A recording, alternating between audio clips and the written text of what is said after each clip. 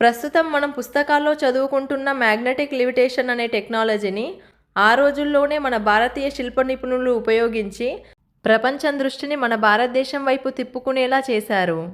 ప్రస్తుతం ఈ టెక్నాలజీని బుల్లెట్ ట్రైన్స్లో ఉపయోగిస్తున్నారు. ఇప్పుడు మనం చూస్తున్న కోనార్క్ సూర్య దేవాలయం చాలా వరకు శిథిలమైపోయింది.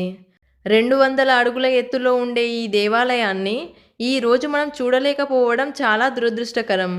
ఈ ఆలయంలో అరుణస్తంభం ఉండేది అని, ఈ అరుణస్తంభం సూర్యుడి నుండి వెలువడుతున్న కిరణాలను గ్రహించి వాటిని మన వాతావరణానికి అనుగుణంగా మార్చి బయటకు విడుదల చేసేదని అక్కడి వారు అంటుంటారు. మొఘలుల దండయాత్రలో ఈ ఆలయం చాలా వరకు ధ్వంసమైపోయింది.